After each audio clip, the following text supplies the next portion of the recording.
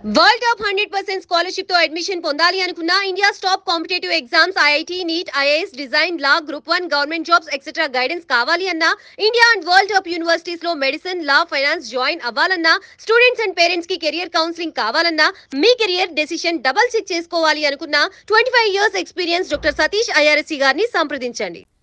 నమస్తే, ప్రైమ్ 9 విద్యా ఉద్యోగ అవకాశాల కార్యక్రమానికి స్వాగతం. నేను షాహిదా.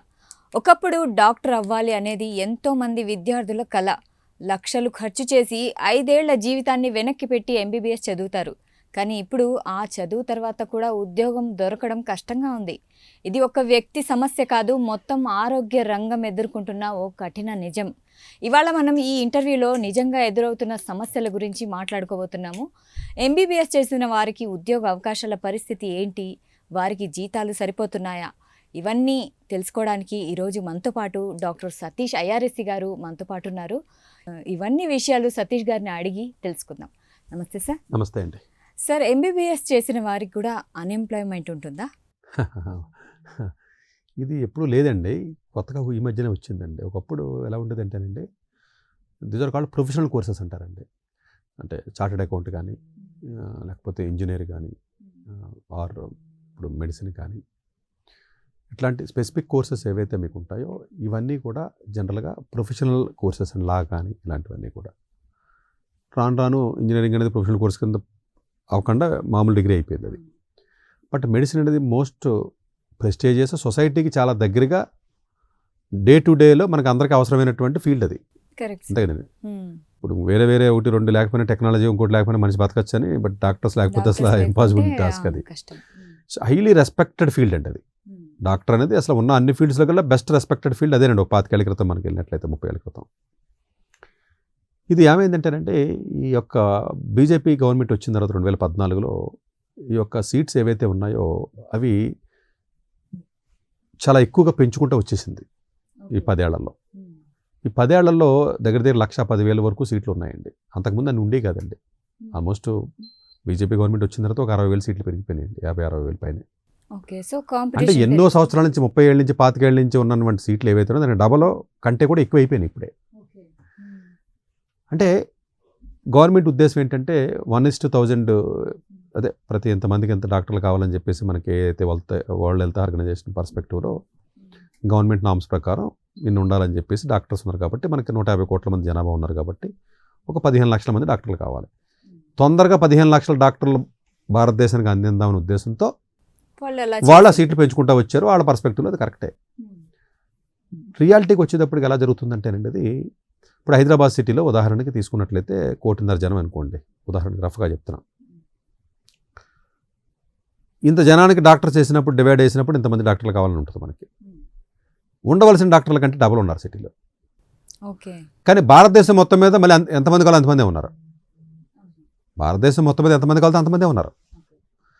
కానీ సిటీస్లోకి వచ్చి చెయ్యాలి అనుకున్న వాళ్ళ సంఖ్య పెరగడం వల్ల మనకి సిటీస్లో జనరల్గా పాపులేషన్ పర్స్పెక్టివ్లో ఒక 60%, 50% సిటీలో ఉన్న మిగతాదంతా రూరల్ ఏరియాలో ఉంటుంది ఎక్కువగా. మనకి అగ్రికల్చర్ బేస్లో 60% రూరల్ బేసే ఉంటుందండి ఇప్పటికే ఇండియాలో. అక్కడ ఒక 20,000 జనాభా ఉన్న ఊర్లో కూడా ఒక డాక్టర్ ఉండడు. 10,000 జనాభా ఉన్న ఊళ్ళో కూడా ఏదైనా ఆర్ఎంపీ డాక్టర్లు తప్ప క్వాలిఫైడ్ డాక్టర్స్ ఉంది.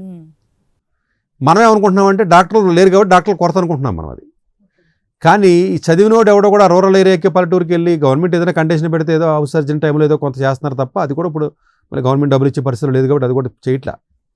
మనం ఏమనుకుంటున్నాం, డాక్టర్ లేరు కదా అనుకుంటున్నాం. కానీ ఏంటంటే సిటీలో ఒక డాక్టర్ ఉండవలసిన ప్లేస్లో 3 ఉన్నారు ఇక్కడ. ఎందుకంటే డెన్సిటీ మీకు చూడండి, ఒక చోట పలచగా ఉంది, ఒక చోట ఏమో బాగా తిక్కగా ఉంది. దీనివల్ల ఏమవుతుందంటేనంటే, అంటే అందరూ సిటీలోనే ఉండాలని అనుకుంటారు కదండి జనరల్గా, ఎవరైనా అంతే కదా, అన్ని ఫెసిలిటీస్ ఉంటాయి కాబట్టి ఉండాలనుకుంటారు. ఇది చాలా మేజర్ రీజన్ అంటే. ఇంకొకటి అన్నిటికంటే ఇంపార్టెంట్ విషయం ఏంటంటే, ఒకప్పుడు మెడిసిన్ అంటే జనరల్గా ఎంబీబీఎస్ డాక్టర్ దగ్గరికి వెళ్ళి మనం చూపించుకునేవాళ్ళం.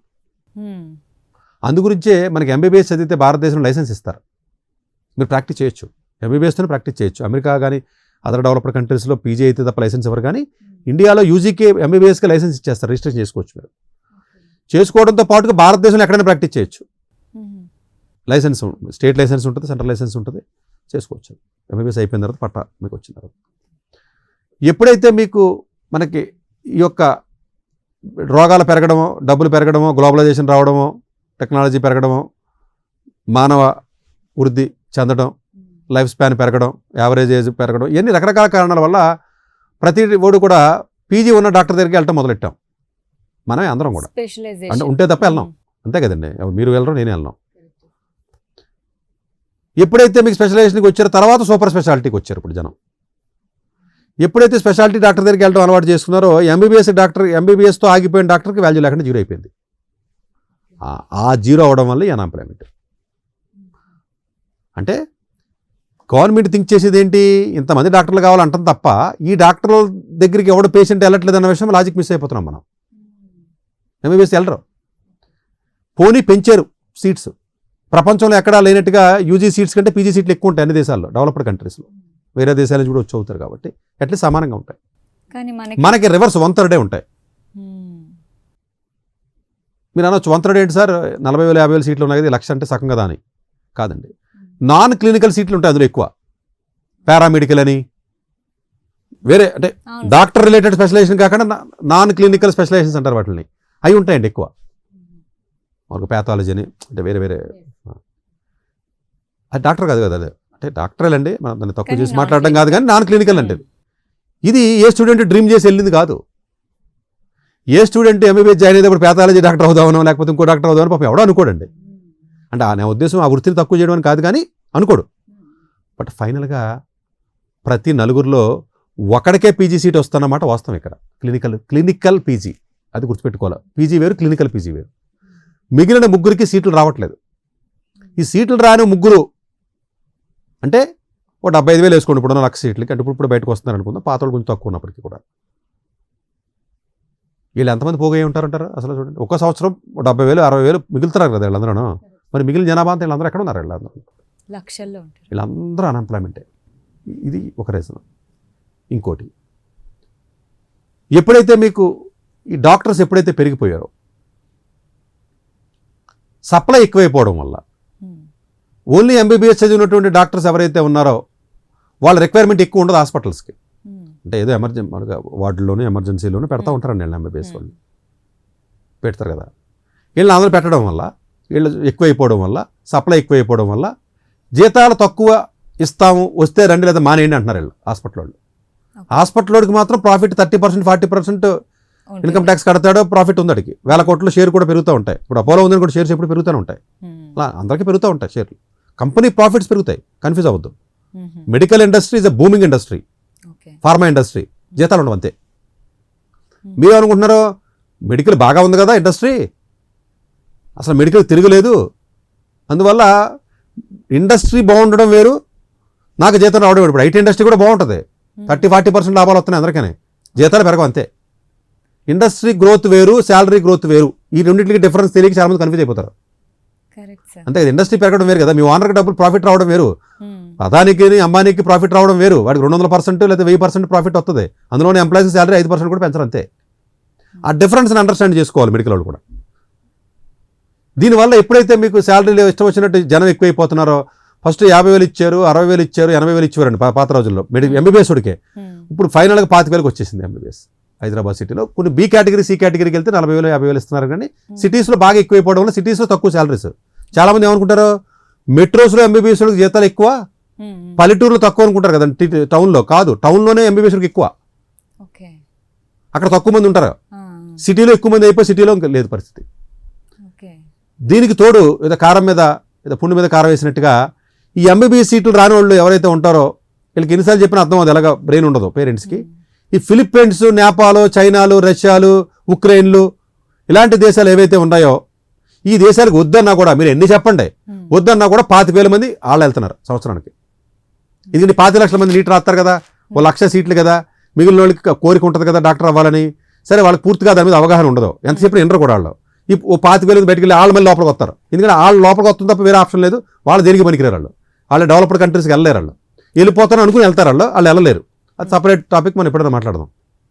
వెళ్ళిపోతారు అనుకోవడం వేరు, వెళ్ళటం వేరు. వాళ్ళు వెళ్ళలేరండి. వాళ్ళు మళ్ళీ గోడ కొట్టిన బంతిలాగా మళ్ళీ ఇండియా వస్తారు. ఈ ఇండియా వచ్చిన తర్వాత వీళ్ళ పాస్ పర్సెంటేజ్ ఎంత, FMG ఎగ్జామ్ అంటారు, ఫారెన్ మెడికల్ గ్రాడ్యుయేట్. ఈ ఎగ్జామ్ పాస్ పర్సెంటేజ్ ఎంత ఉంటుంది మీకు? 10%, 8, 9, 12 ఏదో ఉంటుంది. అంటే 100కు 90 మంది పాస్ అవ్వరు. ఈ పాస్ అవ్వని వాళ్ళు ఉంటారు చూసారా, వీళ్ళకి మళ్ళీ 1 year ఇంటర్న్షిప్ చేయాలి ఇక్కడ, దానికి డబ్బులు కట్టాలి. కొత్తగా రూల్ ఇప్పుడు, ప్లస్ అక్కడ లైసెన్స్ తీసుకోవాలి, ఇలా రకరకాల రూల్స్ ఉన్నాయి. సరే అది వేరే వీడియోలో ఎప్పుడైనా మనం చెప్తాం. ఫైనల్గా ఏంటి, వీళ్ళ 25,000 మంది దీనికి కలిసారని చెప్తున్నా. ఈ మిగిలిన 75కి ఇది ఒక 25 వేసేయండి, ఓ 1,00,000 అయిపోయారు మళ్ళీ నీళ్ళు. వీళ్ళు ఏం చేస్తున్నారు, వీళ్ళు ఈ బయట నుంచి దొంగ దొంగ చదివి వచ్చి పాస్ అవ్వకుండా ఉన్న వాళ్ళు, పాస్ అయిన వాళ్ళు చైనా డాక్టర్ అంటారు, చీప్గా చూస్తారు ఇక్కడ ఫిలిప్పైన్ డాక్టర్ని, వాళ్ళు డాక్టర్ కింద చూడరు వీళ్ళు. వీళ్ళు ఏం చేస్తున్నారు, ఈ డాక్టర్ వాళ్ళకి MBBSకి పెద్ద తెలివే అక్కర్లేదు, మామూలుగా ఎమర్జెన్సీలోనే వార్డులోనే కదా, 25,000 ఇస్తావరం అంటే నైట్ డ్యూటీలు వాళ్ళని వేసుకుంటున్నారు. దొంగ సర్టిఫికేట్లు కానీ సర్టిఫికేట్లు కరెక్ట్గా ఉండవు, పాస్ అవ్వరు అందరూ. ఈక్వలెంట్ MBBS కాదు, ఇక్కడ ఇండియన్ లైసెన్స్ రాదు వాళ్ళకి. వీళ్ళ దొరికితే వీళ్ళ ఎందుకు, ఇండియా వాళ్ళు ఎందుకు ఇంకా తక్కువ రేటు దొరుకుతున్నాడు కదా, వాళ్ళ దెబ్బకి ఇంకా జీతాలు తగ్గిస్తున్నారు వీళ్ళు. అన్ఎంప్లాయ్మెంట్కి ఈ 25,000 మంది కారణం మళ్ళీ. ఇది ఒక సైకిల్ అంతే కదా, నడుచు మీద పోతున్నారు ఇండియా మీద. వీళ్ళ వేరే దేశాలు వెళ్ళరు వీళ్ళు. ఈ రష్యాలో చదివినాడు, చైనాలో చదివినాడు, ఫిలిప్పీన్స్, ఎక్కడికి వెళ్తాడు, ఎక్కడికి వెళ్తాడు ఎవడెవడికి. ఆ దేశాల్లో ఎలాగ ఉండదు, ఆ దేశంలో ఉన్నాడు, ఆడికి ఉన్నవాడికి అక్కడే దిక్కలేదు కదా. ఇది ఓవరాల్గా ఏమవుతుంది మీకు, ఇది దీనికి తోడుగా ఈ అన్ఎంప్లాయ్మెంట్కి ఇంకొక రీజన్ ఏంటంటే, జనరల్గానే టెక్నాలజీ పెరగడం వల్ల జూనియర్ డాక్టర్ల యొక్క అవసరం తగ్గిపోతుంది. ఒకప్పుడు ఒక డాక్టర్ ఉంటే సీనియర్ డాక్టర్, ఫిజిషియన్ అసిస్టెంట్ అంటారండి యూఎస్లో కూడా, అలాగే ఇక్కడ అసిస్టెంట్స్ ఉంటారు. ఇప్పుడు రేడియాలజీ డిపార్ట్మెంట్ అసిస్టెంట్లు అక్కర్లా, కోపైలట్, కోపైలట్ ఆర్టిఫిషియల్ ఇంటెలిజెన్స్ వచ్చింది, మొత్తం మన షెడ్యూల్స్ అదే చెప్పుద్ది, ఏ టైంకి ఏ పేషెంట్ ఇంపార్టెంట్ కూడా అదే చెప్పుద్ది, ఈ పేషెంట్ ఫస్ట్ చూడాలని చెప్పుతుంది. అదే వచ్చేసినాయి, వస్తాయి కాదు కన్ఫ్యూజ్ అవ్వద్దు, వచ్చినాయి, వస్తాయి కాదు వచ్చినాయి, వచ్చేసాయి. ఓకేనా, మళ్ళీ వస్తున్నాయంటే సత్యశేఖర్ ఎప్పుడో వస్తున్నాయంటారు జనాలు, వీళ్ళకి తెలియదు కాబట్టి రాదనుకుంటారు వీళ్ళు. ఇది ఏమైందంటే జూనియర్ డాక్టర్స్ కానీ అసిస్టెంట్ డాక్టర్స్ కానీ ఎవరైతే ఉన్నారో వీళ్ళ అవసరం అప్పటికే చాలా వరకు తగ్గిపోయింది, ఇంకా ఫ్యూచర్లో ఇంకా తగ్గిపోతుంది. ఎప్పుడైతే వీళ్ళ అవసరం లేదో వీళ్ళతో పని ఏంటి, మీకు అంతే కదా, టెక్నాలజీ వచ్చింది కదా, అటు చాలా డిపార్ట్మెంట్స్ ఎఫెక్ట్ అవుతున్నాయి. ఇప్పుడు సర్జరీ డిపార్ట్మెంట్లో కానీ వేరే డిపార్ట్మెంట్ అసిస్టెంట్కి అక్కడ టెక్నాలజీ వచ్చేస్తుంది, ఆటోమేటిక్గా మనకి అపాయింట్మెంట్స్ సెట్ చేయడం కానీ ఇంకోటి కానీ. ప్లస్ చిన్న టౌన్లో MBBS బతికివాడు ఒకప్పుడు, ఏదో రకంగా ఎంప్లాయ్మెంట్ వచ్చి. ఇప్పుడు అక్కడ ఏమైంది, అపోలో డాక్టర్ ఉన్న డాక్టర్ టెలికాలింగ్ మెడిసిన్, టెలిమెడిసిన్ అని చెప్పేసి, లేదా ఆన్లైన్ మెడిసిన్ అని, ఆన్లైన్ అపాయింట్మెంట్లని, ఈ కోవిడ్ పుంజం అంటే అయి పెరిగి, ఎక్కడో పల్లెటూరులో ఉన్నవాడు కూడా మా ఊళ్ళో ఉన్న MBBS డాక్టర్ లేదా APG డాక్టర్ ఆడేందుకు అపోలోలో మంచి డాక్టర్ ఉన్నాడంటే చెప్పేసి మొబైల్ తీసి టపటప ఆన్లైన్ కొట్టేస్తున్నాడు, 2,000 కొట్టి వీళ్ళు అపాయింట్మెంట్ ఇచ్చేస్తున్నారు వీళ్ళు. అంటే హైదరాబాద్లో అపోలోలో ఉన్న డాక్టర్కి అపాయింట్మెంట్ ఎక్కడో ఉన్న పల్లెటూరు దొరికేసింది, ఆడు దొరికితే అక్కడ లోకల్లో ఉన్నవాడికి ఆడికి అపాయింట్మెంట్ ఎందుకు వస్తుంది మరి, అది రాదు. అంటే రిక్వైర్మెంట్ తగ్గుతుంది కదా ఆబ్వియస్గా. సో ఏ డైరెక్షన్ నుంచి చూసినా వీళ్ళు అన్ఎంప్లాయ్మెంట్ పెరగడం తప్ప తగ్గే అవకాశమే లేదు. ఎందుకంటే వీళ్ళకి అన్ని PG సీట్లు ఉండవు, అంతమంది డాక్టర్లు అవసరం లేదు. సో టెక్నాలజీ పెరుగుతుంది, సప్లై ఎక్కువ ఉంది. ఈ బయట కంట్రీలో అక్కడక్కడ చెత్త చెదారం కంట్రీ చదివిన వాళ్ళందరూ మళ్ళీ ఇక్కడ లోపలికి రావడం, ఇదన్నీ వెలసి అసలు ఈ డాక్టర్ల పరిస్థితి ఎలా ఉందంటే, ఊరే ఎవడో కూడా ఏదో జాబ్ ఇవ్వంటారా, 40,000 ఇచ్చినా 30,000 ఇచ్చినా పర్లేదు, 50,000 ఇచ్చినా పర్లేదు, బతుకుతాము, 6 ఏళ్ళు చదివామని చెప్పేసి ప్రత్యక్షంగా అంటే నెగిటివ్గా చెప్తున్నాడు అనుకోతే చాలా బాధపడుతున్నాడు పాపం వాళ్ళు. నిజంగా ఇది గవర్నమెంట్ ముందుకు వచ్చి మినిమం వేజెస్ యాక్ట్ పెట్టినట్టుగా డాక్టర్స్ కనీసం ఒక 50,000 రూపాయల జీతం పెట్టకపోతే ఈ డాక్టర్స్ అంతరించిపోయి వాళ్ళ ఫ్రస్ట్రేషన్లోకి వెళ్ళిపోయి ఒక రకమైనటువంటి ఇబ్బంది పరిస్థితి వస్తుందంటే, 6 ఏళ్ల పాటు కష్టపడి MBBS చదివి డే అండ్ నైట్ చదువుతారని రోజు 15-16 గంటలు చదివితే తప్ప MBBS పాస్ అవడం అంత టఫ్గా ఉంటాయి. ఏదో ఇంజనీర్ లాగా ఏదో PPT చదివితే అయిపోయి బ్యాచ్లు ఏమి ఉండదండి. పాప చాలా కష్టపడతారండి వాళ్ళు. వాళ్ళ కష్టాన్ని మరి ఘోరంగా ఈ కార్పొరేట్ యొక్క హాస్పిటల్స్ దోచుకుంటున్నాయి, వాళ్ళ లాభాలకు ఎట్టి పరిస్థితి తగ్గట్లేదు. అయితే సార్ మనకి గతంలో MBBS అన్నా డాక్టర్ అన్నా అది చదివితే సెక్యూర్డ్ ఫ్యూచర్ అనేది ఉన్నింది. సో ఇప్పుడు అది ఎంత లేదండి, ఆ పదం లేదు. ఇప్పుడు అలా అంటే జనం ఏమనుకుంటారంటే మిగతా చదివితే మాత్రం సెక్యూరిటీ ఉంది, సతీష్ గారు ఇది ఒకటే తిడుతున్నారు మీరు అంటారు. అంటే నేను ఉన్న ఫ్యాక్ట్ని చెప్పగలనండి. ఇప్పుడు మిగతా దాంట్లో కూడా సరైనటువంటి ఇబ్బందికరమైన పరిస్థితులు వీడియోలు కూడా నేనే చేస్తున్నాను. బట్ ఉన్న ఫ్యాక్ట్ని మీకు ముందుకు ఎందుకు చెప్తున్నానంటే డిసిషన్ మీరు తీసుకోండి, that is up to you. But ఓవరాల్గా ఉన్నటువంటి ఎన్ని UG ఉన్నాయి, ఎన్ని PG సీట్లు ఉన్నాయి, ఎంతమంది బయట నుంచి వస్తున్నారో, ఇప్పుడు డాక్టర్ యొక్క సాంద్రత ఎంత ఉంది, పల్లెటూరులో ఎంతమంది ఉన్నారో, అక్కడ డాక్టర్స్ యొక్క ఎంప్లాయ్మెంట్ తగ్గుతుందా పెరుగుతుందా, టెక్నాలజీ ఏ విధంగా ఎఫెక్ట్ అవుతుంది అన్నిటి డిపార్ట్మెంట్స్లోనూ. సరే PG చదివారు అనుకుందాం, అన్ఎంప్లాయ్మెంట్ ఓన్లీ ఎంబీబీఎస్ వాళ్ళకి ఉందా, పీజీ వాళ్ళకి లేదనుకోవచ్చు. పీజీ చదివారు చాలా మంది. పీజీ చేసిన తర్వాత పీజీ చేసిన తర్వాత కూడా అన్ఎంప్లాయ్మెంట్ ఉందా అంటే పీజీ చేసిన తర్వాత కూడా అన్ఎంప్లాయ్మెంట్ ఉందండి భారతదేశంలో ఉందండి. ఎందుకంటేనంటే ఈ పీజీ చేసిన కాలేజెస్లో చాలా కాలేజెస్లో మన ఇండియాలో మెడికల్లో హార్డ్లీ ఒక 10 to 15% ఆఫ్ ది కాలేజెస్ తప్ప మిగిలిన కాలేజెస్లో క్వాలిటీ ఆఫ్ ఎడ్యుకేషన్ లేదని చాలా బలంగా ఓపెన్గా చెప్తున్నానండి నేను. అస్సలు క్వాలిటీ ఆఫ్ ఎడ్యుకేషన్ కానీ పేషెంట్స్ కానీ లేరండి. వాళ్ళ యొక్క వర్క్ లోడ్ విపరీతంగా ఉంటుంది. రోజుకి 36 గంటలు 48 గంటలు ఏసీ నానా రకాల ఇబ్బందులు పెట్టి 3 సంవత్సరాల పాటు చాకరీ చేయించుకుని అలా వదిలేస్తున్నారు. వాళ్ళకే మంచి మంచి కాలేజీలో చదివిన వాళ్ళకి కూడా 1,00,000 మించి రావట్లేదు. ఓ మాదిరి చదివితే ₹1,00,000 జీతం వస్తుందండి. వీళ్ళకి నేను చెప్పే సలహా ఏంటంటే చిన్న టౌన్కి వెళ్ళిపోంటారు మీరు.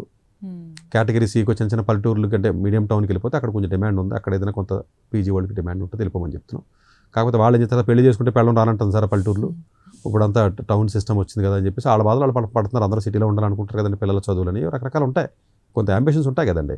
పోయే మళ్ళీ అక్కడ సరే పల్లెటూరులో వద్దా, పల్లెటూరులో తక్కువ చేస్తున్నట్టు కాదు కానీ బట్ వాళ్ళ ఆలోచన విధానం చెప్తున్నాను అంతే. నేను ఇక్కడ మంచి ఏది చెడు ఏదైనా జడ్జిమెంట్ చేయడం కదా నా ఉద్దేశం. ఎలాట్లా సో ఇన్ జనరల్గా కొద్ది గొప్ప బి కేటగిరీ టౌన్స్లో కొంచెం ఎంప్లాయ్మెంట్ ఉంది. ఇది ఫ్యూచర్లో బి కేటగిరీ కూడా ఫుల్ అయిపోయి సి కేటగిరీకి వెళ్ళిపోతుంది అంతే కదండి. నెమ్మదిగా హైదరాబాద్ సిటీ, తర్వాత ఏమో మీకు వరంగల్ సిటీ, వరంగల్ పక్కన ఇంకోటి కరీంనగర్, ఇంకా అక్కడక్కడ కొంచెం కిందకి వెళ్తే తప్ప మరి సర్వైవల్ అయ్యే పరిస్థితి ఉండదు. ఇప్పుడు చదివి విద్యార్థులందరూ కూడా మీకు సి కేటగిరీ టౌన్లో తప్ప ఫ్యూచర్లో సర్వైవ్ అయ్యే పరిస్థితి ఉండదు. సరే, ఒకప్పుడు పీజీ చదివిన స్టూడెంట్స్ ఏం చేసేవారంటే చిన్న గదిలో ఒక క్లినిక్ పెట్టుకుని ఆ పల్లెటూరులోనూ టౌన్లోనూ పేషెంట్లతో చూసుకున్నారు అంతే కదా. ఇప్పుడు కార్పొరేట్ కల్చర్ వచ్చిన తర్వాత పెద్ద పెద్ద ఏజీ హాస్పిటల్ అపోలో వాడు వచ్చిన తర్వాత ప్రతి టౌన్లో ఉన్నాడు అపోలో వాడు. లేదు ఎక్కడ రాజమండ్రిలో లేడా, లేకపోతే కాకినాడలో లేడా, వైజాగ్లో లేడా, ఎక్కడ లేడు చెప్పండి. అసలు ప్రతి బి కేటగిరీ టౌన్లో ఈ రోజున అపోలో వాడు ఉన్నాడు. ప్రతి బి కేటగిరీలో ప్రతి సి కేటగిరీ టౌన్కు కూడా ఈ యొక్క పెద్ద పెద్ద హాస్పిటల్స్, యశోద లాంటి హాస్పిటల్స్ కానీ, లేకపోతే ఏవైతే పెద్ద స్టార్ హాస్పిటల్స్, ఏవైతే ఏజీ లాంటి హాస్పిటల్స్ ఏవైతే వచ్చినాయో ఇవన్నీ కూడా నెక్స్ట్ 10 yearsలో స్ప్రెడ్ అయ్యి బి కేటగిరీ, సి కేటగిరీ కూడా ఈ హాస్పిటల్స్ని ఈ యొక్క బ్రాంచెస్ విస్తరిస్తున్నాయి అన్న విషయాన్ని మర్చిపోవద్దు. ఆల్రెడీ చాలా కంపెనీస్ అనౌన్స్మెంట్ కూడా చేశాయి. ఎప్పుడైతే సూపర్ మార్కెట్లో చిన్న సూపర్ మార్కెట్లు ఎలా లేవో, సినిమాల్లో చిన్న సినిమాలు ఎలా నిర్మాతలు ఎలాగా లేరో, చిన్నది ఐటీ కంపెనీస్ కూడా చిన్నవి ఉండవు, కల్పించుకోవాల్సిందే, ఎవడొచ్చి మెర్జ్ చేయవలసిందే. సో ఇలాంటి కల్చర్, కార్పొరేట్ కల్చర్ ప్రతి దాంట్లో వ్యవసాయంతో సహా మీకు అవుతుందండి. అవుతున్నప్పుడు నార్మల్గా పాపం పీజీ చదివినటువంటి విద్యార్థులు ఇదివరకు అన్ఎంప్లాయ్మెంట్ ఉండేది కాదు. చక్కగా వాళ్ళు ఏదైనా ఏదో పల్లెటూరు అక్కడ ఎక్కడో చిన్న రూము తీసుకుని ఏదో పాపం ప్లాన్ చేసుకుని చేసేవారండి. ఇప్పుడు ఆ పరిస్థితి తగ్గుతుంది అన్నమాట వాస్తవం. ఎందుకంటే కార్పొరేట్స్ వచ్చి అపోలో వాడు వచ్చి అన్ని స్పెషాలిటీ మల్టీ స్పెషాలిటీ పెడితే, ఎవడో పీజీ వాడు నార్మల్ కాలేజీలో చదువుకున్నవాడు పెడితే పాపం వెళ్ళే పరిస్థితి తగ్గుతుంది. ఒకప్పుడు ఉన్నటువంటి డాక్టర్లను కానీ ఇప్పుడు గుంటూరులో కొత్తపేటలో చూసో, అయితే విజయవాడలో అక్కడ ఆ రోడ్లో చూసో డాక్టర్స్ ఉన్నారో, ఒకడు కోట్లు సంపాదించాడు బెంజిగారులో తిరుగుతున్నాడో అని అన్ని పాత రోజులండి. ఇది రాను అంతరించిపోతున్నాయి. కాబట్టి ఇండిపెండెంట్ హాస్పిటల్స్, చిన్న చిన్న హాస్పిటల్స్ మేబీ 10-15 ఏళ్ళ తర్వాత ఈ హాస్పిటల్స్ కూడా ఉండే అవకాశం లేదు. ఇది మిగతా అన్ని దేశాల్లో వచ్చింది, మన దేశంలో కూడా అసలు తొందరలోనే వస్తుంది. మార్పు అయితే జరుగుతుంది. ఈ వచ్చినప్పుడు వాళ్ళకి ఎంప్లాయ్మెంట్ ఆపర్చునిటీ ఉండదు. పీజీకి ఆల్రెడీ స్టార్ట్ అయింది.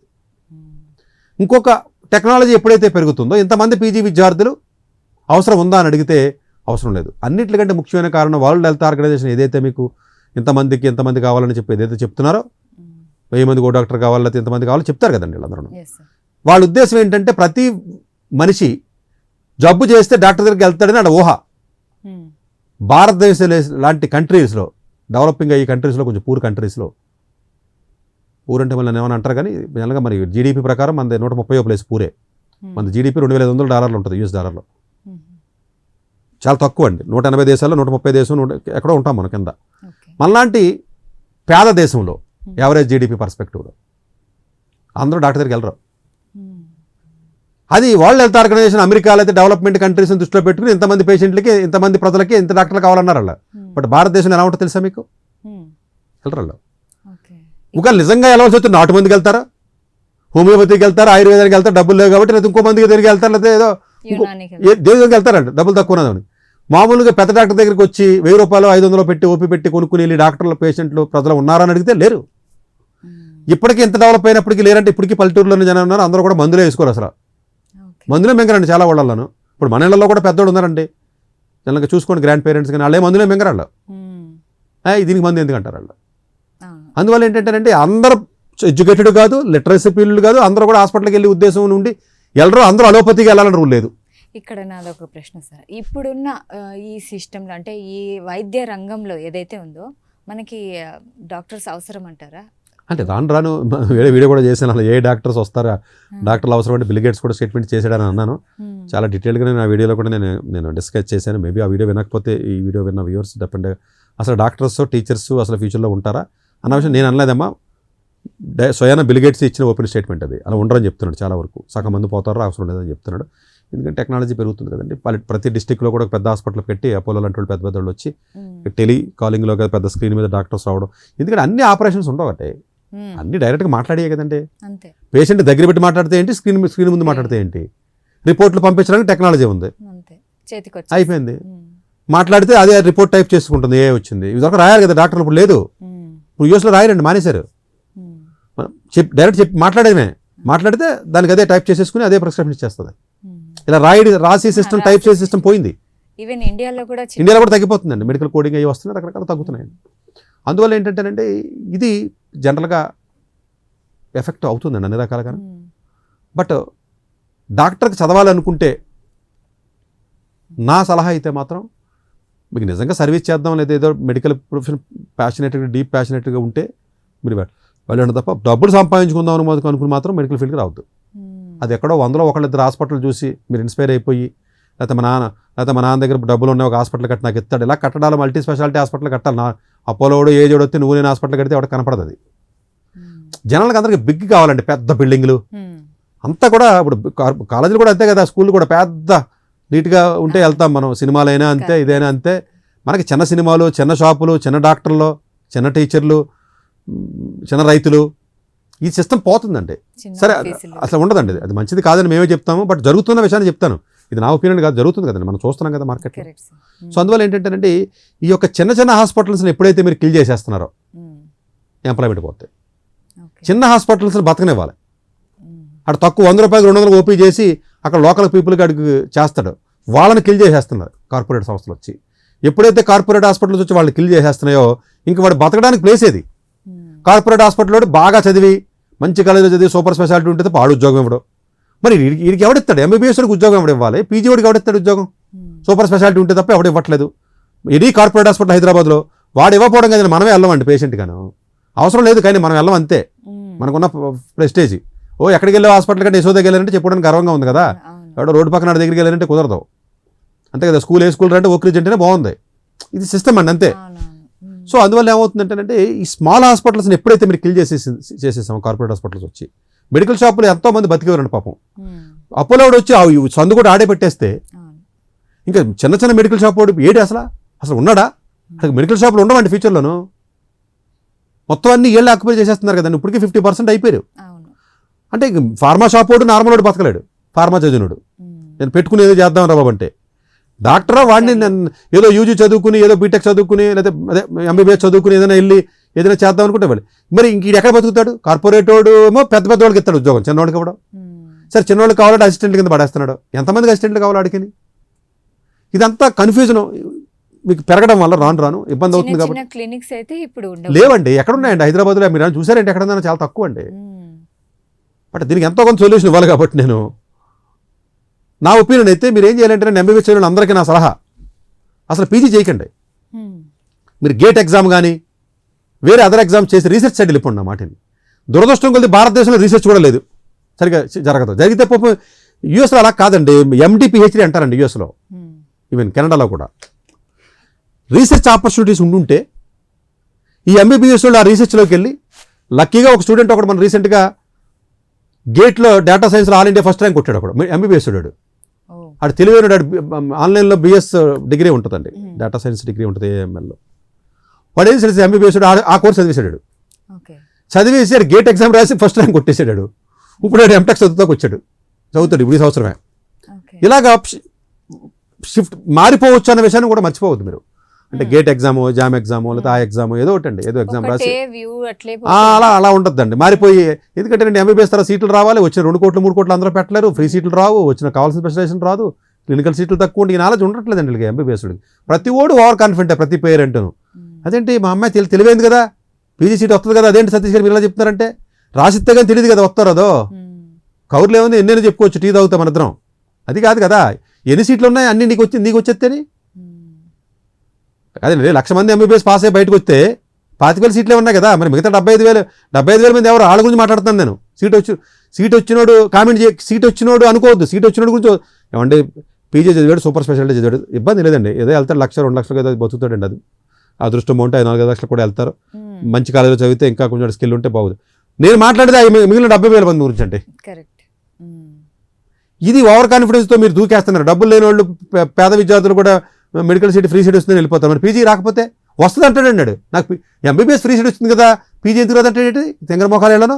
మరి ఎంబీబీఎస్ వచ్చిన ఫ్రీ సీట్లు 50,000 ఉన్నాయి కదా, 50,000 మంది రావట్లేదు కదా. ఎంబీబీఎస్లోనే 50,000 ఫ్రీ సీట్లు ఉన్నాయండి, మనకి 45,000 దాకా ఉన్నాయండి. ఈ 45,000 మందికి కూడా సీట్లు రావు, అక్కడ ఉన్న సీట్లు అన్నీ లేవు కదా. అంటే దాని అర్థం ఏంటి, నీకు ఫ్రీ సీట్ వచ్చినా కూడా పీజీలో పీజీ ఫీజుగా డబుల్ బెడ్ సీట్ కూడా రాదు. అన్ని సీట్లు లేవు కదండి. నేను తెలివైంది మా పిల్ల అనుకుని వెళ్ళి పీజీకి డబ్బులు కట్టలేక ఈ చిన్న బయోకెమిస్ట్రీలు, ప్యాథాలజీ లాంటివి జాయిన్ అయ్యి లైఫ్ని ఇబ్బందికరమైన పరిస్థితి తీసుకెళ్తున్నటువంటి డాక్టర్లో వేల మందిలో ఉన్నారు. సో రియాలిటీ తెలుసుకోవాలి. అది చదివినోడికి తెలుస్తుంది, నొప్పి చదువుదాం అనుకున్నోడికి తెలియదు. ఎన్ని చెప్పినా దాన్ని వేరే రకంగా తీసుకుంటున్నారు వీళ్ళందరూ. మెడిసిన్కి వెళ్ళండి, నేను వద్దని నేను చెప్పట్లేదు. ఫైనాన్షియల్ స్టామినా ఉన్నవాడు వెళ్ళండి రా, సీట్లు అయితే కొనుక్కునేలా ఉండండి. డబ్బు ఉంది, హ్యాపీగా పొగరతో వెళ్ళి కొనుక్కో, ఇబ్బంది ఏం లేదు. పీజీ కొనుక్కో, సూపర్ స్పెషాలిటీ ఇంకో 3 కోట్లతో కొనుక్కో, ఇబ్బంది ఏం లేదు. లేనోడి పరిస్థితి ఏంటి? ప్రపంచం మొత్తం మీద ఇండియాలో మాత్రమే పీజీ సీట్లు మన సూపర్ స్పెషాలిటీ అమ్ముతారు. ప్రపంచంలో ఏ దేశంలో కూడా పేమెంట్ సీట్స్ ఉండవు, ఒక్క ఇండియాలో మాత్రమే. పక్కన ఉన్న నేపాల్, ఫిలిప్పీన్స్లో, చైనాలో కూడా ఉండవు, రష్యాలో కూడా. ఒక్క ఇండియాలోనే క్లియర్గా చెప్తున్నా, భారతదేశంలో మాత్రమే అమ్ముతారు ఇలా కోట్లకి పేమెంట్ సీట్లు ఉంటాయి. పీజీ ఫ్రీ అండి అన్ని దేశాల్లో. సో ఓవరాల్గా ఎంప్లాయ్మెంట్ అనేది పెరుగుతుందండి. ఇది మరి డెఫినెట్గా కొంత ఆందోళనకరమైనటువంటి విషయం. డిస్కరేజ్మెంట్ ఫర్ డాక్టర్స్కి, వాళ్ళు డిస్కరేజ్ అయితే మనకు మంచిది కాదు, అంతే కదా. డిస్కరేజ్ డాక్టర్స్ మంచిది కాదు. గవర్నమెంటే ముందుకు వచ్చి, నా సలహా అయితే మినిమం 50,000 రూపాయలు ఇవ్వాలని రూల్ పెట్టి ప్రతి హాస్పిటల్కి గవర్నమెంట్ జీవో పాస్ ఆన్ చేసి అసెంబ్లీలో కానీ పార్లమెంట్లో కానీ మినిమం 50,000 పెడితే డెఫినెట్గా డాక్టర్స్కి కొంత వెసులుబాటు ఉంటుంది. కాబట్టి హాస్పిటల్ చేతిలో పెట్టి 20,000కి 25,000కి 30,000కి ఇలాగ దోచుకునే విధానం మంచిది కాదని నా ఉద్దేశం అండి. రైట్, చాలా చాలా థ్యాంక్స్ సార్, మీ విలువైన సమయాన్ని మాకు అందించారు. సో ఇది ఇవాల్టి కార్యక్రమం. ఇంకో కార్యక్రమంలో మళ్ళీ కలుద్దాం. Until then keep watching Prime Nine. నిజం ఇదే మా ఇజం. డాక్టర్ ఏ సతీష్ గారు ఏపీ తెలంగాణ విద్యార్థులకు సుపరిచితమైన పేరు. సతీష్ గారు 2001 యూపీఎస్సీ పరీక్షల్లో ఉత్తీర్ణులై ఇండియన్ రైల్వే విభాగంలో ఉద్యోగం సాధించారు. సతీష్ గారు చదివిన చదువులు engineering, M Tech, MBA, executive MBA, MSc, MBA HR, MA psychology లాంటి పోస్ట్ గ్రాడ్యుయేషన్ డిగ్రీలతో పాటు డాక్టరేట్ కూడా చదవడం జరిగింది. డాక్టర్ సతీష్ గారు నిరంతర విద్యార్థి. అలాగే సతీష్ గారు పలు ప్రతిష్టాత్మక కాంపిటేటివ్ పరీక్షల్లో యూపీఎస్సీ నిర్వహించే సివిల్ సర్వీసెస్ పరీక్షల్లో 159వ ర్యాంక్, అలాగే ఇంజనీరింగ్ సర్వీస్లో 24వ ర్యాంక్, గేట్ ఎగ్జామ్లో 4వ ర్యాంక్, క్యాట్ ఎగ్జామ్లో 99.8%, జీమాట్ ఎగ్జామ్లో 760 స్కోర్, ఇలా పలు కాంపిటేటివ్ ఎగ్జామ్స్లో మొదటి ప్రయత్నంలోనే ఎన్నో ర్యాంకులు సాధించారు. ఇన్ని క్వాలిఫికేషన్స్, డిఫరెంట్ కాంపిటేటివ్ పరీక్షల్లో ర్యాంకులు సాధించిన వ్యక్తులు మన ఇండియాలో చాలా అరుదని చెప్పాలి. ఇలాంటి అకాడమిక్ల పరంగా, కాంపిటేటివ్ల పరంగా ఇన్ని ర్యాంకులు సాధించడంతో పాటుగా గవర్నమెంట్ ఉద్యోగం చేస్తూ పలు అవార్డులు తీసుకున్నారు. సతీష్ గారికి జనరల్ మేనేజర్ అవార్డు జోనల్ లెవెల్లో, ఆల్ ఇండియా లెవెల్లో నేషనల్ లైఫ్ టైమ్ అచీవ్మెంట్ గుర్తింపులు దక్కాయి. అప్రిసియేషన్ ఆఫ్ ప్రెసిడెంట్ ఇండియా నుంచి గానీ lifetime Sevashri award from Andhra Pradesh మంత్రుల నుంచి అందుకున్నారు. వీటితో పాటు పలు రకాల అవార్డులు అందుకున్నారు. ఎన్నో ప్రతిష్టాత్మక ఆర్గనైజర్స్ సంస్థలో పర్మనెంట్ మెంబర్గా ఉన్నారు. కష్టపడి పైకి వచ్చిన వ్యక్తి కావడం వల్ల గత 20 సంవత్సరాల నుంచి ఎంతో మంది చిన్నపిల్లల దగ్గర నుండి 5-6 తరగతి విద్యార్థుల నుంచి పెద్ద పెద్ద పీజీ, పీహెచ్డీ కాలేజీలకు వెళుతూ విద్యార్థులకి అవగాహన కల్పిస్తూ ఉంటారు. ప్రతి విషయంపైన డాక్టర్ సతీష్ గారు స్పష్టమైన అవగాహన కలిగి ఉన్నారు. డాక్టర్ సతీష్ బలంగా నమ్మే సూత్రం ఏంటంటే అవేర్నెస్ ఈజ్ ఎవ్రీథింగ్.